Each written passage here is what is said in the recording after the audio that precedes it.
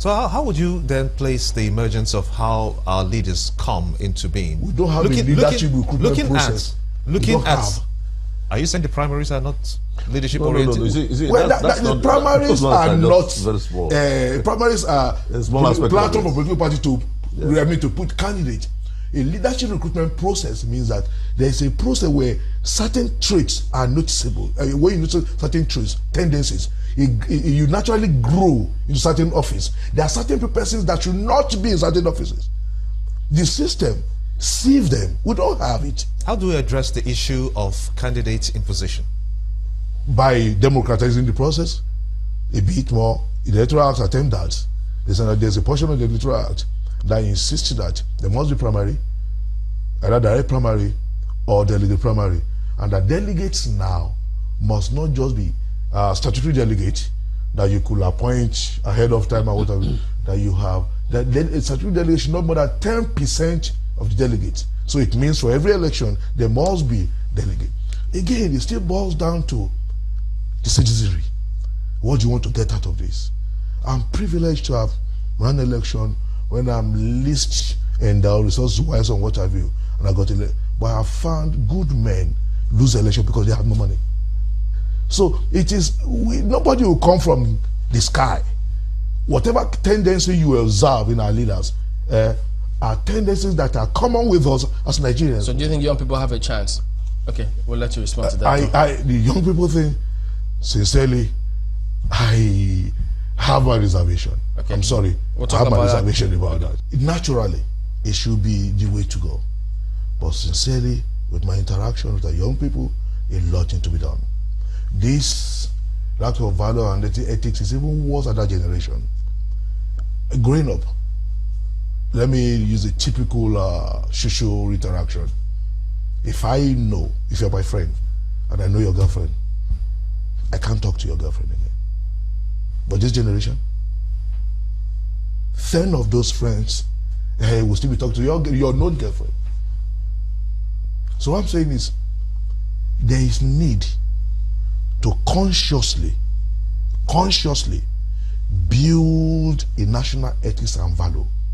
There is need to tell ourselves the truth, that we cannot continue to live this fake and unreal. Take us nowhere. So the young people cannot successfully navigate governance with packaging, proposals, and what have you. It will be government of proposals. Do you think do you share the same view, or that may just be amount to painting everything with one brush? No. It's not about painting it with one brush, but there is a lot of sense in what he said. But I would want to look at it like Oscar Wilde said. So I may be in the gutter, but I'm looking at the skies. So, having said that, it may be bad now, but if, like he said, we start now to make conscious effort working towards that direction, and then it has to be a recognition of the fact that this is a problem. Yep. And we'll start attacking it. But if we keep assuming it's not a problem, that's when there's a problem. You see, throwing the nuisance value of the incomplete manner for colonization that the British left when we became independent, as a result of which what he said is now showing. The manual now made it in such a way that the curriculum at the time of a graduation, you're helpless. Unless you're a doctor, or you're an engineer. Shouldn't we blame ourselves for that? Because what have we done about that? Of course, yeah. of course. We blame, and that's what I'm saying. That you see, when you did not have serious rethinking at the point of independence, and then we entered a period of regional and ethnic rivalry that ended in a war, and then the bitterness of the war and every other thing, there was oil boom, and then the enjoyment and everything about oil boom did not also make for serious, sober reflection. So we have not been able to work out an original political system that will help Nigerians. We'll be borrowing from here and there. Okay, take for instance oil. Every day we're talking about oil. The Biafrans during the war were refining oil. They had the technique for refining. But at the end of the war, why wouldn't the government have built on it? But somebody said, we cannot use the technology of the rebels. Tell me anywhere in the world, most times you steal technology. At the end of the World War, when you had the West, the advantage the Russians had, they entered Berlin first. And they did not only take the manuscripts, but they took the scientists themselves to Russia. And then the Americans came, most of them ended up. That's why in the early 60s, Yuri Gagarin was in space.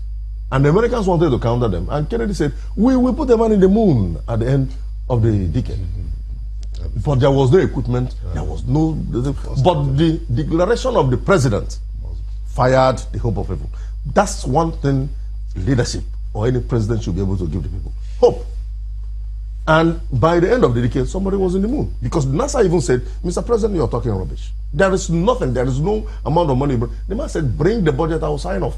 We must put somebody in the moon. That's where you have a leader that thinks about the country. And not a leader that thinks about how will his people benefit from something. Okay, now we're talking about the order of election. How is it being interpreted? Because there's no national interest. People are looking at it. Some people want to score some advantage. Okay, that if you have the legislators' elections and this other one, it will weaken the chances of the president. And people are saying, oh, no, if you do the president's first, it will weaken our chances of winning. Before so it's about personal interest. Let me ask you, gentlemen, in the light of all those amendments and what you've seen play out in the policy, are you optimistic that the elections will produce something, perhaps in terms of the conduct of elections now, will it be better than what we had previously, and how much of our expectations do you think that will meet? I want to agree that it should be better than what we used to have, because not just the laws alone. I've interacted with people on the street and I realize that there's more commitment from Nigerians to do better than we're doing. And I see that there is a conscious effort by everybody to be part of the process this time around. Citizen participation has a way of checkmating those who have tendency to manipulate the system. So the law, yes, and the people. And I have hope. Why do I have hope in Nigeria? I'm privileged to have read development of other nations, and I've seen great nations like America being in worse scenarios than this. All is required is leadership. Leadership. Leadership. So the moment you get the right leader, the people will naturally fall behind. Everybody seems to agree on that, but how to get the leader is the problem. What do you think? Well, following from your question, there is no doubt in every system there will be improvements. And the British system did not just get it right once. As a matter of fact, there were about 3 or 4 elections before Oliver Cromwell said, okay, this meets some reasonable standard. Because after defeating Charles II and trying him and beheading him, he sat down and organized the election in England. The first one, he said, no, it's a charade. Cancel all of it. And of course, he had his men. He had about 10,000 soldiers to enforce what he wanted. And people said, let's make you president. The man said, no, I did not fight the war to be president. I fought the war so that the parliament of Great Britain will be elected by the people of Great Britain. That is what leadership does. He could have become king. He could have been made president. The man said no. Sacrifice. Sacrifice. For the country.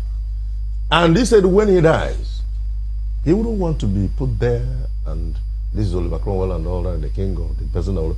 Say, just put on my tombstone, here lies Oliver Cromwell, the Lord Protector of England. So, having said that, in line with what he's saying, you need a leadership that is detribalized. You need a leadership that is in fact above politics, that will do things for the people, that will restore hope for the people. Like, if you, for instance, Nigerians are easygoing people, they trust their leaders, because sometimes they believe the leaders knows everything. But they get disappointed when what they expect the leaders to do are not happening. So let's talk about the citizenry at this point then, because we've talked so much about the leadership. Yes. Doesn't leadership do what they do because the followers allow them to do that? No, it's not about allowing them to do it. Or they get away with it. Sometimes there are factors that make the followers or the citizens do what they do. No, I'm talking about largely. Largely, you also don't have a citizenry that is detribalized.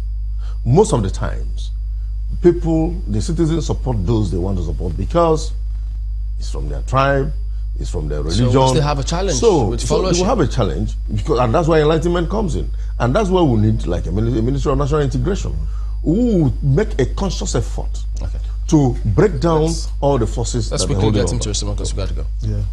In terms of followership, it's responsibility that followership must entrust on themselves.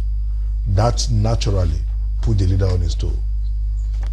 If I know that I have well-informed followers who will demand the right thing being done, it is natural I follow the line. So Nigerians must understand that it's not enough to just vote people into power. You must hold them accountable. And fortunately for democracy, it empowers you to vote out those who do not meet those criteria. All right, Honorable Tajuddin Yusuf is the Chairman House Committee on Capital Markets, and Chief Gustin Okoye is the National Chairman of UDP. Gentlemen, thank you for coming on today. Thank you. Thank you.